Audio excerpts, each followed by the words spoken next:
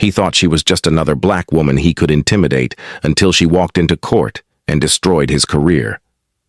The road was nearly empty that night. A few cars rolled past, their headlights bouncing off wet pavement. The streetlights flickered, casting long shadows over the stretch of highway outside Birmingham, Alabama. It was late, just past 11, the kind of hour where most people just wanted to get home. Lieutenant Commander Renee Dawson had been driving for nearly 2 hours, her fingers drumming lightly against the wheel, humming along to the soft rhythm of an old jazz tune playing through the speakers. She wasn't in uniform, just a simple black sweater and jeans, hair pulled back. She didn't stand out, or so she thought. Then she saw the lights in her rearview mirror, red and blue, flashing, gaining on her fast. Her stomach clenched, not out of fear. She knew how these things went, but out of exhaustion. She signaled, changed lanes, and eased her car onto the shoulder. She put the car in park, took a slow breath, and kept both hands where they could be seen. She had been in the military long enough to know the drill. A white patrol car stopped just behind her. The officer took his time getting out. When he finally did, he moved like a man who expected obedience, heavy boots scuffing against asphalt, one hand resting on his belt, the other holding a flashlight that flicked on as he approached. She turned her head slightly, watching him through the side mirror. The name on his badge caught the light. Briggs. License and registration. No greeting, no explanation. His voice was flat, practiced, impatient. Renee met his eyes in the mirror, then reached slowly into the glove compartment, pulling out her documents. "Was I speeding, officer?" she asked, her voice steady. Briggs didn't answer right away. He took the papers from her hand, holding them just out of reach as he gave her car a once-over. "Taillights out," he said. She frowned. That can't be right. Briggs finally looked at her. "Are you arguing with me?" A beat of silence passed. Renee could feel the shift in the air, that quiet, unspoken moment where power met resistance, and one side expected the other to cave. She'd seen it before. In briefings on bases overseas, in training exercises meant to prepare sailors for the world outside the Navy. She knew better than to push, but she also knew her rights. "I'm just saying," she replied, voice calm. "My taillights were checked a few weeks ago, but if there's an issue, I can get it fixed. Step out of the car." Briggs cut her off like he hadn't heard a word. Renee exhaled slowly. She glanced toward the traffic ahead. No witnesses. She tapped her fingers against the steering wheel once, then reached for the door handle. "Mind telling me why?" she asked. Briggs tilted his head, smirking. "Because I said so." She let that hang in the air for a second, then unbuckled her seatbelt and pushed the door open. The night air was cooler than she expected. She stepped onto the pavement, her posture relaxed but measured. She wasn't looking for a fight, but she wouldn't be bullied either. Briggs took a step back, scanning her. She could feel him sizing her up, deciding how much he could get away with. "Turn around, hands on the car." This time she hesitated. "For what reason?" Briggs took a step closer. His smirk disappeared. "Are you resisting?" Renee held her ground. "No, I'm asking a question." A flicker of something crossed his face. Annoyance, amusement, maybe both. Then, without warning, he reached for his radio. "We got a non-compliant driver here," he muttered into the speaker, then louder. "Turn around!" Her pulse picked up, but her expression stayed neutral. "Officer, I need you to understand something," she said, her voice low but firm. "I know exactly what I'm allowed to do, and I know exactly what you can't do." Briggs didn't like that. His jaw tensed. "You're under arrest," he snapped, reaching for her wrist. Renee moved before he could grab her, stepping back just enough to avoid his grip. "Under arrest for what?" Briggs pulled out his cuffs. "For obstructing an officer." She exhaled sharply through her nose. So that was his game. Her military training kicked in. Heartbeat steady, breathing even. She knew she had two choices: comply and fight this later, or push back and risk escalation. She wasn't about to become another statistic. With slow, deliberate movements, she turned, placing her hands on the roof of her car. The metal was cool against her palms. Briggs wasted no time, yanking her arms behind her back, tightening the cuffs far too much, before shoving her toward the patrol car. You don't know what you're doing, she murmured. Briggs chuckled, shoving her into the back seat. Lady, I know exactly what I'm doing. But he didn't, not even close. The hard plastic seat of the patrol car dug into her back. Renee sat still, wrists burning against the cuffs, her breath measured. The door slammed shut behind her, sealing her in. Outside, Briggs strutted back to his vehicle, muttering something into his radio. She glanced at the partition separating her from the front seat. The faint reflection of her face stared back, calm, composed, but beneath that, something simmered. She had been through combat drills, high-stakes operations, and interrogations in foreign territories, but this was different. This was a man with a badge, drunk on power, convinced he was untouchable. A few minutes passed, then 5, then 10. She shifted her hands slightly, testing the cuffs. Too tight. He had done it on purpose. The driver's side door swung open and Briggs slid in, whistling. Well, well, he muttered, pulling his seatbelt across his chest. Let's take a little ride. She didn't respond. He threw the car into gear, pulling off the shoulder and back onto the road. The patrol car lurched forward, the overhead lights still flashing. She could see the reflection of the red and blue in the side mirrors, staining the road behind them. You know, Briggs said after a moment, most people just keep their mouth shut when I tell them to step out. Renee exhaled sharply through her nose. And most officers don't arrest people for questioning a traffic stop. Briggs laughed, shaking his head. Lady, you must really think you're somebody. She looked at him through the glass. I don't think. I know. That made him pause, just for a second. His knuckles flexed around the wheel, a flicker of irritation breaking through his smug exterior. But he covered it up quick. You military? He asked, his tone suddenly shifting. She didn't answer. Yeah, I figured, he went on. You got that attitude, that above-the-law type. He smirked. Bet you thought I'd back off if you threw that around, huh? Still, she stayed silent. Briggs clicked his tongue. Shame, he mused, shaking his head. If you'd just kept your mouth shut, we could have avoided all this. Her jaw tightened. The audacity of it, as if his actions were somehow her fault. The station came into view up ahead, a squat gray brick building just off the main road. The parking lot was mostly empty. Late-night processing was slow, and for now, it looked like she was the only guest. Briggs pulled into a reserved spot near the entrance, killed the engine, and turned to look at her through the partition. Got to say, he murmured, I do love when they make it easy. Before she could respond, he was out of the car, slamming the door behind him. A second later, her door swung open. Let's go, he ordered. Renee twisted her wrists slightly as she stepped out. The cuffs bit into her skin. He hadn't loosened them at all. She kept her head high as he led her inside, past a bored-looking desk sergeant and into processing. The holding area smelled like old coffee and sweat. A metal bench lined the far wall, a steel door leading to the cells just beyond it. Briggs uncuffed her just long enough to push her through booking, fingerprints, mugshot, the whole routine. The officers behind the desk barely looked up, just going through the motions. She had seen this kind of indifference before. It was the kind that let bad men like Briggs thrive. When it was over, he grabbed her wrist again, leading her toward the cells. You think you're smart, huh? He muttered under his breath. She glanced sideways. I don't have to think. His grip tightened. She knew that got under his skin. Enjoy your stay, Briggs sneered, shoving her toward the cell. Renee caught herself before she stumbled.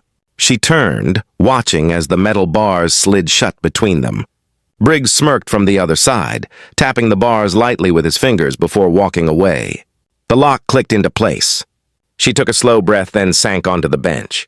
The chill of the metal pressed through her jeans, grounding her. One night. That's all it would take because Briggs had no idea who he had just messed with. The metal bench was cold, hard, unforgiving. Renee shifted slightly, rolling her shoulders to ease the stiffness creeping in. The cell wasn't much, just 4 walls, a single flickering light, and the faint smell of old sweat and disinfectant. She had spent nights in far worse conditions, in places where the threat wasn't just discomfort, but real danger. This was nothing. But that didn't mean she wasn't angry. Through the bars, she could hear the faint murmur of officers talking at the front desk, the occasional shuffle of paperwork, the clatter of a coffee cup against a desk. She exhaled, slow and steady. Control the breathing, control the mind. Basic training drilled into her long before she even stepped foot into the fleet. Then, heavy footsteps. Briggs. She knew it was him before he even came into view. His stride had that same arrogant rhythm, like a man who thought he was untouchable. He appeared in front of the cell a second later, arms crossed over his chest, that same smirk plastered on his face. Comfy? She didn't answer. He tilted his head, stepping closer to the bars. You know, if you just played along, you wouldn't be in here right now. She let a slow smile curl at the edges of her lips. Oh, I'm exactly where I need to be. Briggs's smirk faltered for just a second, a flicker of something in his eyes. Annoyance, uncertainty. He covered it fast, scoffing as he glanced toward the empty holding area. No one's coming to get you tonight, lady, he shrugged. Guess that means you'll have some time to think about that attitude. Renee just watched him, unmoved, unshaken. Briggs leaned in slightly. See, here's the thing, he continued, lowering his voice. People like you think the rules don't apply. You think a little confidence is enough to get out of trouble. She let him talk, let him ramble. It didn't matter, because he didn't know what was coming. And then, as if on cue, another officer approached from the hallway, a younger guy, probably in his late 20s, dressed in standard-issue uniform. He stopped a few feet away, holding a clipboard. Sergeant? The officer's voice carried just a hint of uncertainty. We got a call. Briggs barely glanced at him. The officer hesitated, shifted on his feet. And I think you need to see this. Briggs frowned, then gave Renee one last look before stepping away. She sat back, listening. The conversation was hushed, but she caught bits and pieces. Something about a lawyer, a call from higher up, questions about why she was being held. Briggs's voice dropped lower, sharp and annoyed. The younger officer stammered something in response, but whatever it was, it didn't seem to make him happy. Then, heavy footsteps again. Briggs stormed back, jaw tight, hands clenched into fists at his sides. His smirk was gone. What the hell did you do? Renee leaned forward, resting her elbows on her knees. I didn't do anything. She tilted her head slightly. But people talk, and some of us have friends in very high places. Briggs's face darkened. She could see it now, that moment of realization creeping in, the shift in power. He wasn't in control anymore. He turned on his heel, muttering something under his breath, and disappeared down the hallway. Renee exhaled. It wouldn't be long now, and when the truth came out, Briggs was going to regret every single decision that led him here. Morning light spilled through the narrow windows of the courthouse, casting long streaks across the polished floors. The air inside was crisp, the kind of cold that settled deep in your bones if you sat still too long. Renee stood near the defendant's table, her posture relaxed but her eyes sharp. She wasn't in handcuffs anymore, no orange jumpsuit, no holding cell, just a well-tailored navy blue blazer, a simple blouse, and an undeniable presence. She wasn't alone.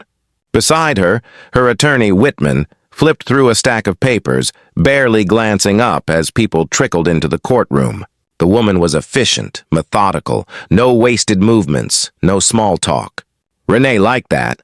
The heavy wooden doors at the back of the courtroom swung open. Briggs walked in. He still carried himself like he owned the room, shoulders squared, chin slightly lifted. But there was a difference now, a stiffness in his step, a flicker of something in his expression that hadn't been there before. He wasn't as sure of himself anymore. Renee caught his eye. He looked away. Good. The judge entered and the room quieted. Judge Alan Kirkland, an older man with a weary expression, adjusted his glasses as he settled in. He didn't waste time. All right, he sighed, glancing over the case files. Let's get to it. The prosecutor, a middle-aged man with neatly combed hair, cleared his throat. Your Honor, we have reason to believe that the defendant, Lieutenant Commander Renee Dawson, was unlawfully detained without probable cause. Furthermore, new information suggests a pattern of misconduct involving the arresting officer, Sergeant Daniel Briggs. A murmur rippled through the room. Briggs shifted in his seat, jaw tightening. The judge peered at him over his glasses. "Sergeant Briggs, care to explain?" Briggs leaned forward, clearing his throat. "Your Honor, the defendant was uncooperative during a routine traffic stop." The prosecutor cut him off. "Uncooperative?" He turned, lifting a document from the table. Lieutenant Commander Dawson's record shows a distinguished military career, graduate of the Naval Academy, multiple commendations, no criminal history, no outstanding citations. Are you telling me that despite all this, she was such a threat that you had to arrest her over a broken tail light? Briggs opened his mouth, then shut it. The silence stretched. The prosecutor continued, flipping through his papers. Additionally, an internal review of your arrest history shows a disproportionate number of traffic stops involving black drivers in this district. The murmurs grew louder. Briggs's face darkened. Judge Kirkland set his file down with a sigh. "Sergeant, I don't like what I'm hearing." Briggs sat back, crossing his arms. "She resisted." The prosecutor raised an eyebrow. "The body cam footage says otherwise." Another ripple of noise moved through the room. Briggs looked at the judge, suddenly more defensive. "I was following standard procedure." Judge Kirkland wasn't buying it. He glanced toward the bailiff. "Let's play the footage." A screen lowered at the front of the courtroom. A video began to play. Renee didn't turn to watch. She had lived it. Briggs barking orders, her calm voice, the unnecessary escalation, the smug way he tightened the cuffs. The room was dead silent when the footage ended. Judge Kirkland leaned forward, steepling his fingers. "Sergeant Briggs, you violated protocol, you conducted an unlawful arrest, and you failed to report the full details in your initial statement." Briggs opened his mouth, but the judge wasn't done. "The charges against Lieutenant Commander Dawson are hereby dismissed." His gavel came down, sharp and final. "And I strongly suggest an internal investigation into Sergeant Briggs's conduct." The tension in the room snapped like a pulled rubber band. Briggs looked like he had been punched in the gut, his face flushed red, hands clenched into fists at his sides. Renee simply exhaled slowly, controlled. She never had a doubt. As she stood, collecting her things, she glanced toward Briggs one last time. Their eyes met. No words were exchanged. They didn't need to be because this time she wasn't the one who had to fight for her reputation. Briggs was. Briggs stormed out of the courtroom, his heavy footsteps echoing down the polished hallways. His face was tight, his jaw clenched. He could feel the eyes on him. Other officers, court staff, even reporters who had shown up after word of the case spread. He wasn't used to this. He was used to control, to walking into a room and commanding respect or fear. But now, the power he had taken for granted felt like it was slipping through his fingers. And then came the worst part. "Sergeant Briggs!" A sharp voice cut through the hallway noise. He turned. Chief Eldon Baker stood with his arms crossed, his expression unreadable. The older man had been on the force for over 30 years, a respected figure in the department. His word carried weight. Briggs straightened. "Sir." Baker studied him for a moment, then, with a curt nod, motioned for Briggs to follow him into a private office. The second the door shut, the chief's tone dropped. "What the hell were you thinking?" Briggs exhaled sharply. "I was doing my job." "Your job?" Baker scoffed, tossing a file onto the desk. It landed with a heavy thud. "That's not what it looks like from here." "The body cam footage, the arrest history, the fact that you didn't even know who you were arresting." Briggs's nostrils flared. "What does that have to do with anything?" Baker leaned forward. "Everything." His voice was quiet but sharp. "This wasn't some random woman. This was a high-ranking Navy officer. You think this is just going to disappear?" Briggs looked away, grinding his teeth. She was disrespectful. She questioned you?" Baker cut in. "That's not a crime," Briggs scoffed, shaking his head. "You don't get it." "People like that?" The chief's expression hardened. "People like what?" Silence. Briggs swallowed but said nothing. Baker sighed, rubbing his forehead. "The DA is reviewing every single one of your cases from the past 5 years. You've been flagged for racial profiling, and you better believe this department isn't going down with you." Briggs felt his stomach twist. "What does that mean?" Baker straightened. "It means you're being put on immediate suspension, effective now." Internal Affairs is investigating, and if they find what I think they're going to find, he shook his head, your career is over. The words hit Briggs like a punch to the gut. His face burned. This is bull... Baker held up a hand. Don't finish that sentence. His voice was ice. Pack up your desk, and if I were you, I'd get a lawyer.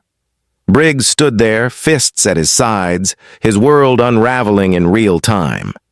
And for the first time in his career, he realized he wasn't untouchable. Across town, Renee sat in a quiet cafe, stirring a cup of coffee as she scrolled through her phone. The case had already made headlines. The footage had gone viral. Lieutenant Commander wrongfully arrested, officer under investigation. She wasn't surprised. She had known from the second she stepped out of her car that night how this would go. She had seen men like Briggs before, entitled, arrogant, used to bending the law in their favor. But this time he lost. Her phone buzzed, a message from her attorney. Briggs has been suspended. Might face charges. Renee took a slow sip of her coffee. Good. She glanced out the window, watching the city move on around her. The fight wasn't over, not for her, not for the people Briggs had likely hurt before. But today was a win. The crisp afternoon air carried the scent of fresh rain as Renee stepped out of the cafe. The weight of the past 24 hours should have lingered on her shoulders, but it didn't. She walked with the same confidence she always had, head high, steps steady. Her phone buzzed again. This time it was a number she recognized. She sighed, then answered. Captain, Lieutenant Commander. The familiar voice greeted her. I assume you've seen the news. I have. A brief silence then. And how are you feeling? Renee glanced at her reflection in a nearby storefront window. She saw no signs of defeat, no cracks in her composure. I feel like I did exactly what I was supposed to do, she replied. The captain's voice softened. That's what I thought you'd say. A pause. The Department of Defense has taken interest in your case. Don't be surprised if they ask you to speak on it. Renee exhaled through her nose. Not sure I'm interested in being a headline. You already are, the captain countered. And whether you like it or not, what happened to you is a reflection of something bigger. She knew that. She had always known that. Briggs wasn't an isolated case. He was part of a system that had allowed officers like him to operate unchecked for years. This wasn't just about her. It was about the dozens, maybe even hundreds of people who had been in her shoes, but didn't have the rank, the legal team, or the voice to fight back. Renee leaned against a streetlight, watching the traffic move by. This isn't the first time something like this has happened, she said, and it won't be the last. No, the captain agreed. But it's the first time Briggs is facing consequences, and it's because you didn't back down. Renee closed her eyes for a second, letting those words settle.